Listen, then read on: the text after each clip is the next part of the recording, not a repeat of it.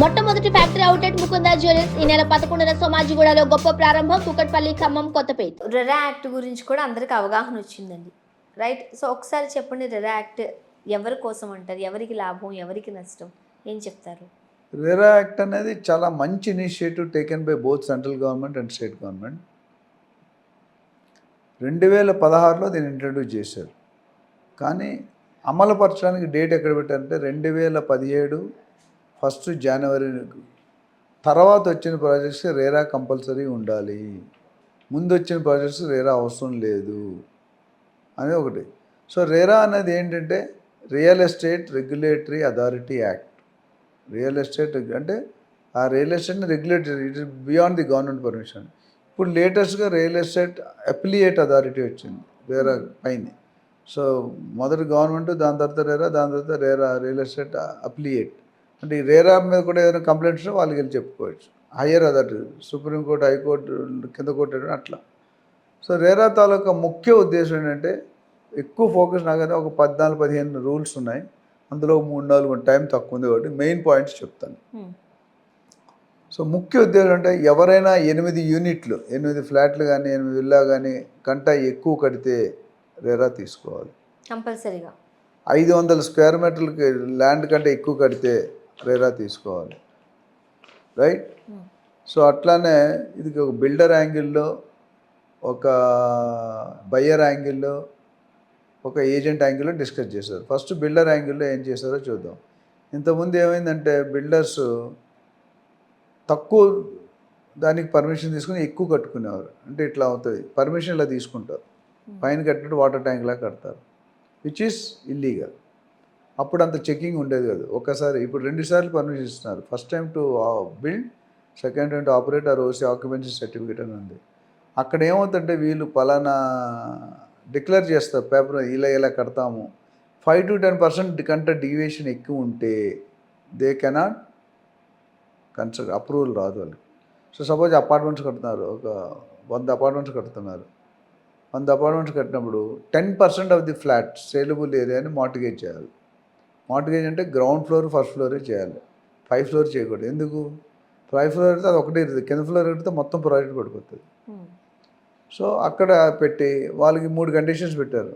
మీరు కలెక్ట్ చేసిన ఏవైతే డబ్బులు కస్టమర్ కలెక్ట్ చేస్తున్నారో అది 70% అమౌంట్కి మీరు అకౌంట్ చూపించాలి మాకు రేరాకి. రేరా పర్మిషన్ లేకుండా ఖర్చు పెట్టకూడదు. సో ఎస్క్రో అకౌంట్ అని అంటారు. ఆ ఎస్క్రో అకౌంట్ 30 రూపాయలు, 100 రూపాయలు, 30 రూపాయలు నువ్వు ఏమైనా చేసుకో, మాకు సంబంధం లేదు. 70 రూపాయలు మాత్రం నువ్వు ఏం చేసావు మాకు చెప్పాలి. అంతకుముందు ఆ రూల్ ఉండేది కాదు. సో ఇప్పుడు ఏమైనా ఫండ్స్ డైవర్ట్ చేసినా, వేరే ప్రాపర్టీస్ కొనుక్కున్నా దొరికిపోతారు. ఆ కండిషన్లో ఒకటి. రెండోది, కస్టమర్కి కనుక నువ్వు చెప్పిన టైంకి డెలివరీ చేయకపోతే టు పెనాల్టీ కట్టాల్సి ఉంటుంది. RERA will file A case. So ఇవన్నీ బిల్డర్కి చెప్పాలంటే కాస్త స్ట్రిక్ట్గా వర్క్ చేయడానికి ప్లస్ అవుతాయి, రైట్? సో మూడోది ఏంటంటే మనం ఒక స్పెసిఫికేషన్ ఇస్తాం, ఈ ఫ్లాట్ ఇలా కడతాం, ఈ విల్లా ఇలా కడతాను, ఇలా పెడతాం. అవి కనుక మీరు డెలివరీ చేయకపోతే దెన్ అంటే రేరాకి ఎంత పవర్స్ ఉన్నాయంటే they can either penalize you or put the builder behind the jail or 10% of the project cost can be penalty. 10% 1000 కోట్లు 100 కోట్లు కట్టాలి. ఎవరు కూడా రిస్క్ తీసుకోరు, అంత పెద్ద రిస్క్. ఎందుకంటే చాలా కష్టం, 100 కోట్లు ఎక్కడ కడతారు, రైట్? సో ఇది ఇన్ టర్మ్స్ బయర్ ఎలాగ మోసం చేసే అవకాశం ఉందంటే బ్రోచర్ ఇస్తారు వాళ్ళు. బ్రోచర్ చూడండి, మీరు ఎప్పుడైనా చూడండి real estate brochure last right side last పేజ్లో కింద కార్నర్లో ఒక లైన్ వేస్తారు. అది ఇందాక అప్ టు 50% లాగా ఉంటుంది, అది కనిపించదు. This is a conceptual design and can be change at any time without the permission of the buyer. మన స్పెక్స్ వేసుకున్నా సరే కనిపించదు. అది ఇప్పుడు అలా చేయడానికి లేదు. ఇప్పుడు అలా చేసినా it should be in tolerable limits. Intolerable పెడితే కథం. Okay. So this is in terms of buyer అంటే బిల్డర్. ఇవి మినిమం చాలా ఉన్నాయి, బట్ మినిమంగా చెప్తున్నాం, టైం కన్సెంట్ ఉంది కాబట్టి. ఇవి కంపల్సరీ లేకపోతే they will be. Next coming to buyer. ఎప్పుడు కూడా చట్టంలో బిల్డర్ తప్పు చేస్తే ఏం చేయాలి కానీ బయ్యర్ తప్పు చేస్తే ఏం చేయాలని ఎక్కడా పెట్టలేదు చట్టం. ఉన్నదా? మీరు తప్పు చేస్తారు అనుకోండి, మీడియా వీళ్ళు పుట్టే కేసు అని కన్జ్యూమర్ ఫోరం. ప్రేక్షకుడు తప్పు చేస్తే ఏం చేయాలని లేదు కదా, రైట్?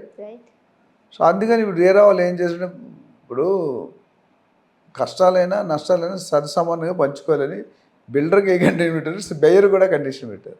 అంటే తక్కువ, but RERA is more supportive to buyer, ఎందుకంటే ప్రొటెక్ట్ చేస్తుంది. సో బయ్యర్ ఏమంటాడంటే, సపోజ్ మీరు ఒక 5 సంవత్సరాలు 10 సంవత్సరాలు లోన్ తీసుకొని ఈఎంఐస్ కడతారు. సడన్గా మీ జాబ్ పోయింది, మీ బిజినెస్ కూలిపోయింది, ఏదో అయింది. అప్పుడు ఈఎంఐస్ ఆగిపోతాయి కదా. మరి బిల్డర్ ఆల్రెడీ ఖర్చు పెట్టాడు కదా, నీకు ఒక ఫ్లాట్ బ్లాక్ చేసి కన్స్ట్రక్షన్ చేసేస్తున్నాడు కదా, మరి ఆయనకి లాస్ లేదా?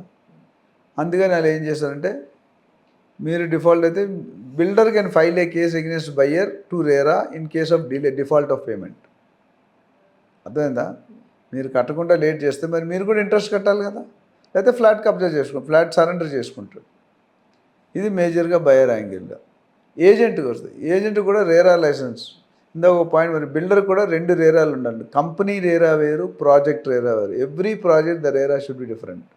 నెంబర్ ఇస్తారు, కంపెనీకి మాత్రం ఒక రేరా. సో ఎవరైనా బయ్యర్ చెక్ చేసి 2 చెక్ చేసుకోవాలి. యూ కెన్ ఎవరు చెప్తారు అంటే, మీరు రేరా వెబ్సైట్లో వెళ్తే వీడు రేరా ఉందా లేదా, ఏమి కమిట్ అయ్యారు అక్కడ కూడా ఉంటాయి, అవి చెప్తారు. అట్లా డిటీసీ హెచ్ఎండీలో కూడా వెళ్ళి మీరు చెక్ చేసుకోవచ్చు. So online everything is available in the portal. ధర్నీలో కొన్ని చెక్ చేసుకోవచ్చు ల్యాండ్ విషయాలు.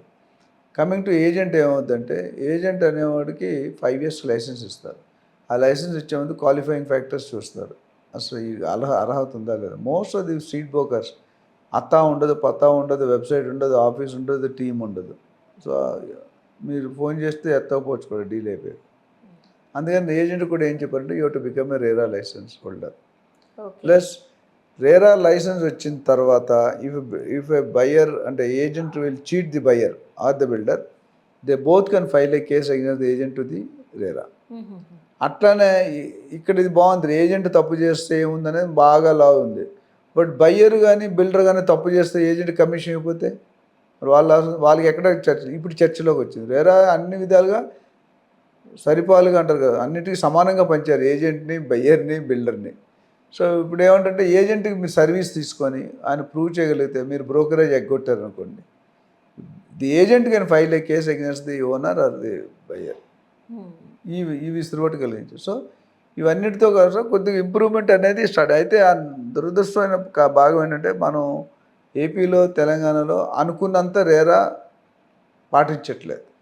ఇప్పుడు కొత్తగా చైర్మన్ ఐఏఎస్ ఆఫీసర్ పెట్టారు, ముందుకి ఇంక ఇంప్రూవ్ అవ్వాల్సిన బాగా అంటే పరిస్థితి ఎంతైనా ఉంది. ఇప్పుడు ఫుల్ ఫ్లెడ్జ్గా అవుతాయి. ఒక 809 హైదరాబాద్లో, తెలంగాణలో మీకు 1000 ప్రాజెక్ట్స్ ఉన్నాయి, బట్ అక్కడ 100 ప్రాజెక్ట్స్ రిజిస్టర్ అయినాయి. So that's the case. ఇవన్నీ కూడా win win situation to all of them. That really RERA is a good initiative.